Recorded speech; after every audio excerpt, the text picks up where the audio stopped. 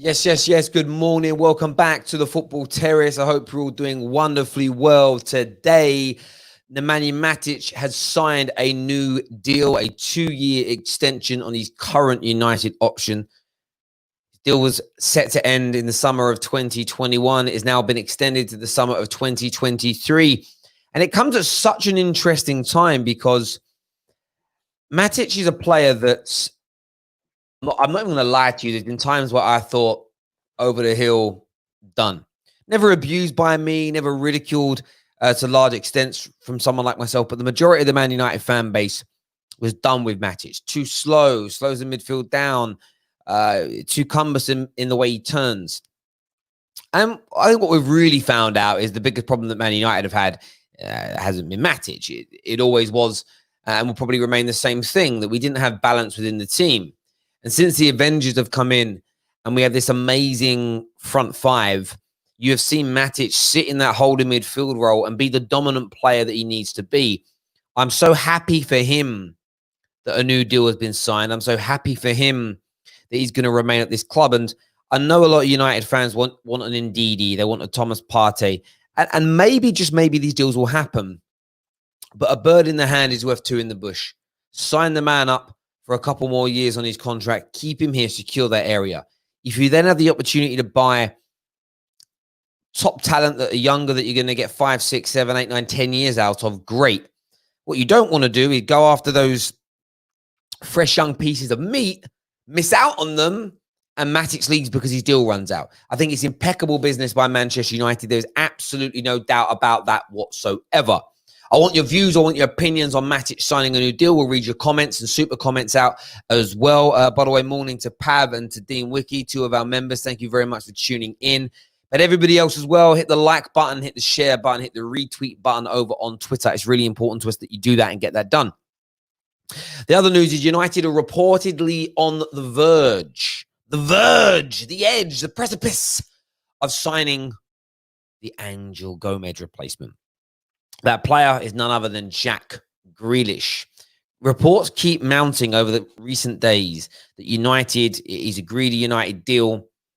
You know, ex-Villa managers think it's done. He's bought a house in the Northwest. It's going to happen and be confirmed as soon as the transfer window reopens or the end of the season. They're almost going to be in conjunction with one another. And do you know what's so amazing about listen, I've said before, Sancho still has to happen. I then want a Grealish or a Van de Beek to start building up the strength in depth at Man United. The amazing thing about this is 6 months ago, 7 months ago, Grealish would have walked into the Man United team. Now he can't. And I think that in itself demonstrates the direction, the quality at Manchester United. It shows the wonderful work that Ollie is doing, that we're building something brilliant and beautiful. And I, for one, am very, very proud of that. And Jack Grealish, if this news this morning is true, and Man United are on the verge of signing him, all you're going to see, this is what you're going to see, ladies and gentlemen. If you're a Man United fan, what you were going to see from rivals is salt, salt, salt, salt, salt. It's all you're going to get. Pure salt all day, every day.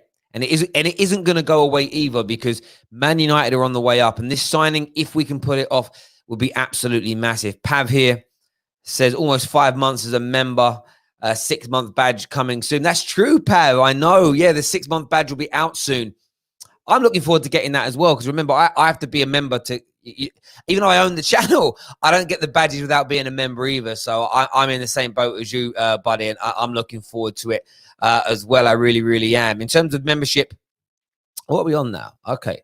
So it's doing well, man. Like, membership-wise, growing all the time. We've got Stuart West that actually signed up today. Didn't do it in the live stream, which is amazing, which is great. If you want to become a member, what I will do is I'll put it into the comment section right now. I'm going to paste that in. Should be able to see that. There you go. If you want to become a member, you can click on that button and sign up now. And remember, when lockdown is properly over, we're not jumping the gun and doing face-to-face stuff just yet. We're going to have some great shows. The watch-alongs on here, once we start getting the boys back in, are going to be massive. Hoping to do something around the FA Cup semi-final weekend. Get the studio back full of people again, as opposed to just doing it through StreamYard, which has been amazing. But thank you.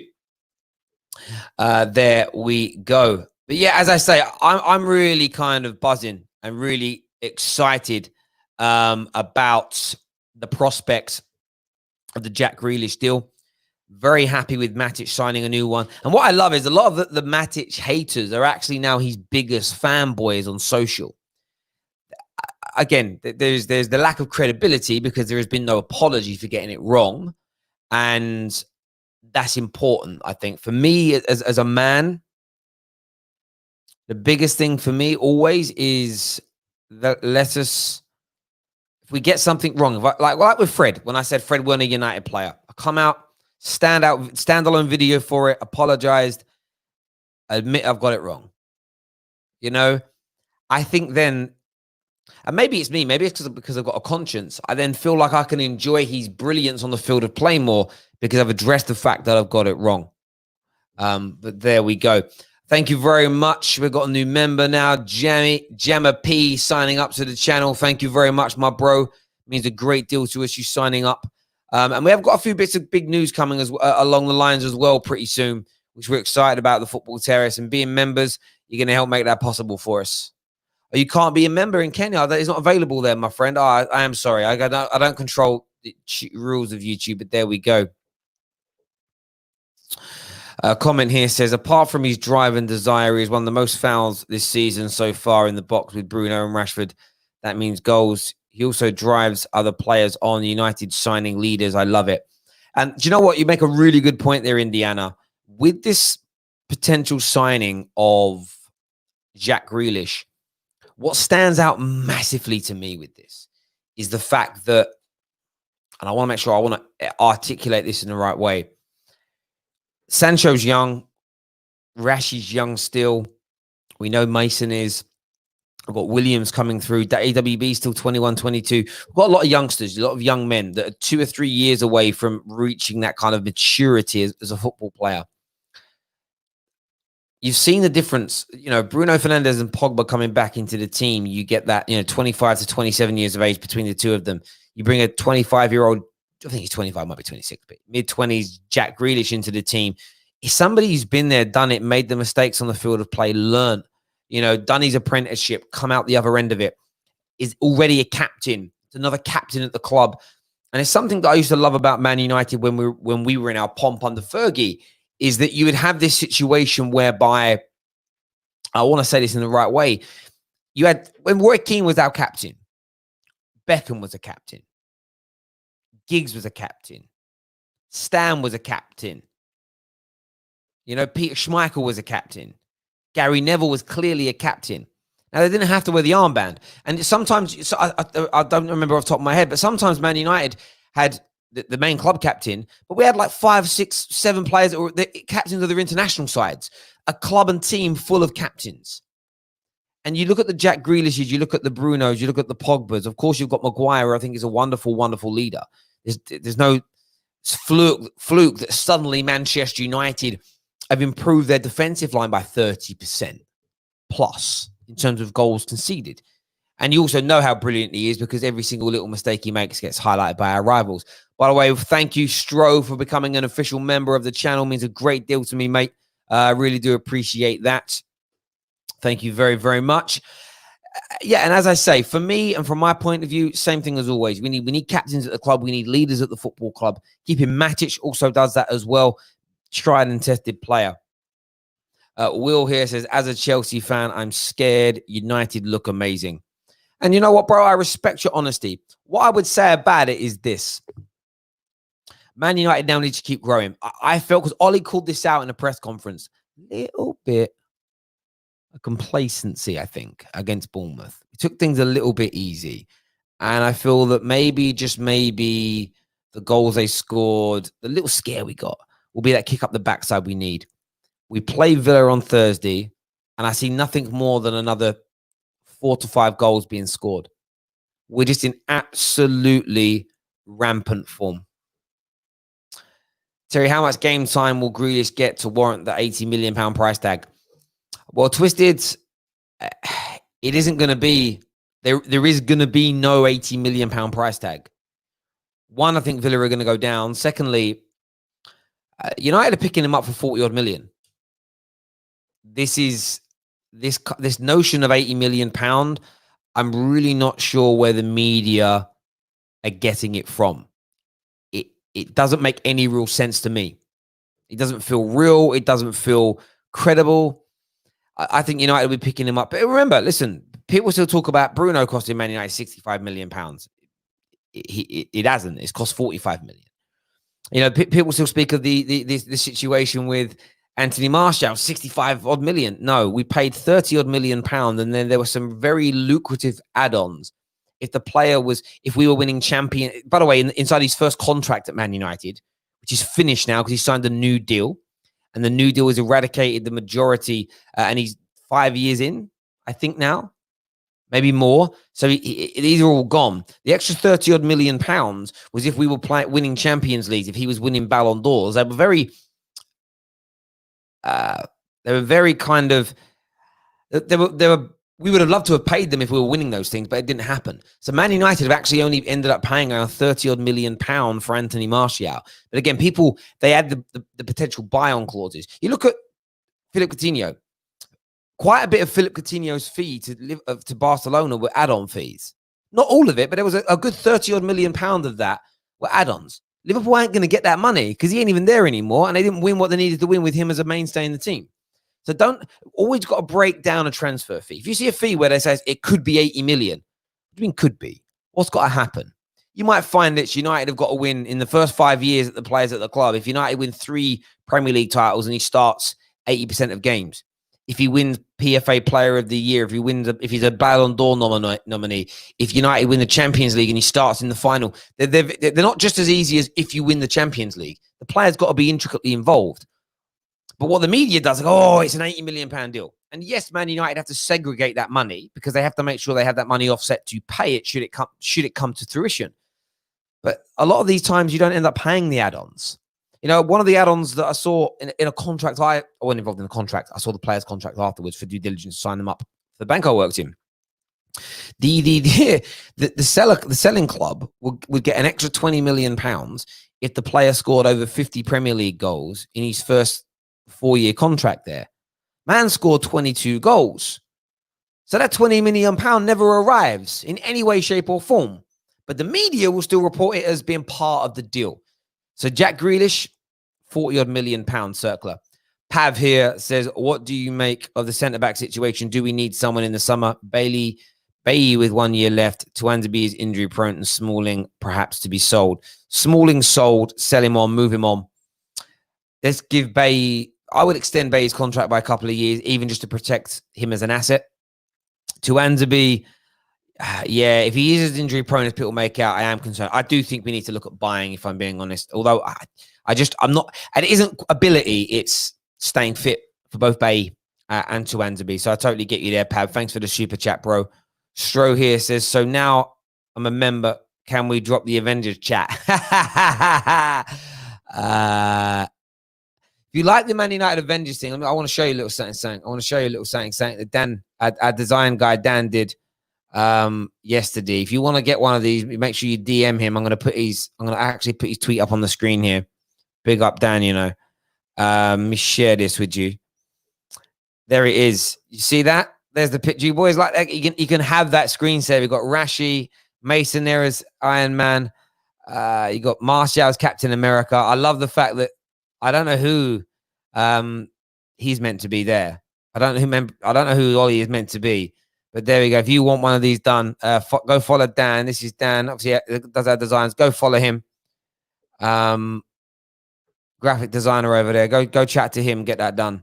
There we go. But Stro, no, bro. We're not dropping it.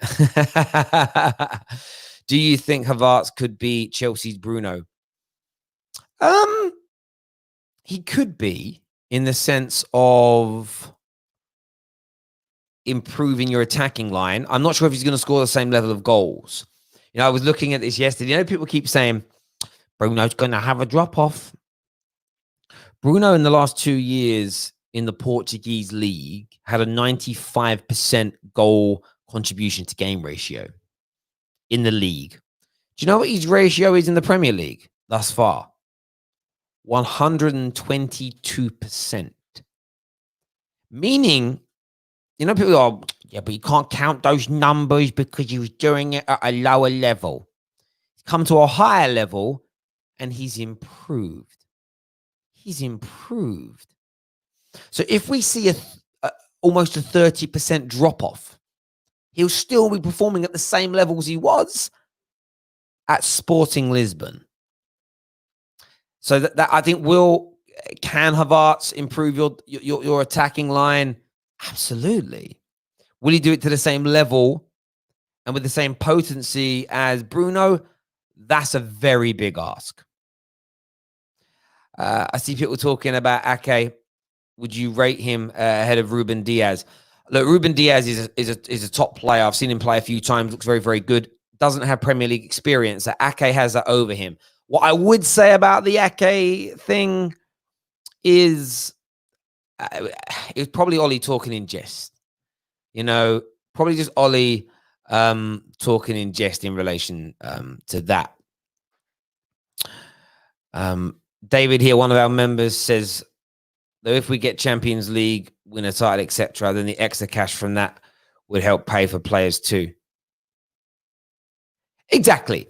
If you win a Champions League, if Man United would have won a Champions League in that period that Martial's contract was in, and he was an integral part of it, we would have seen 60, 70 million pound additional income come into the club.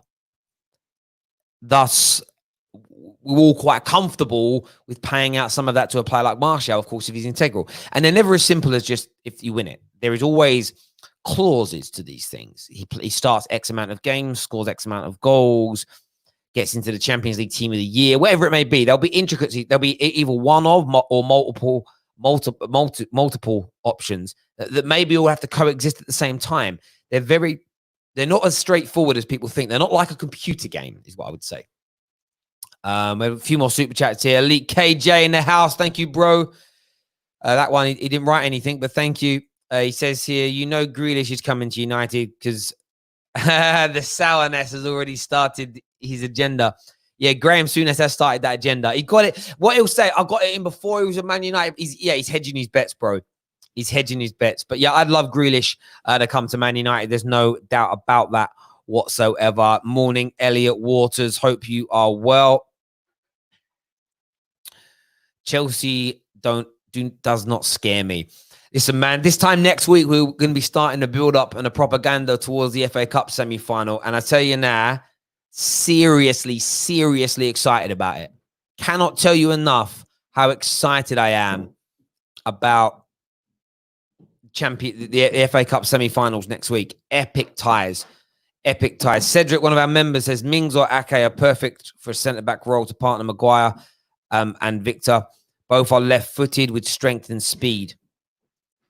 I'm not convinced they're of the quality Man United need. I don't necessarily think Ake, they've got a bit more speed than Lindelof. There's no doubt about that. But I don't necessarily think they're going to improve us as much as people think defensively. I'm not too convinced about that, to be honest with you. Morning, Terry. I'm going very well. I'm doing very, very well. Thank you. But listen, there you go, Gaming Engine. Big shout out to you, my bro. Listen, I appreciate everybody tuning in. There's 322 of you watching right now. Do me a favor. Please all hit that like button for me. Please hit the like button for me. It's really important that we get that done. It really supports the channel. It's like 3 new members during one show. That's amazing.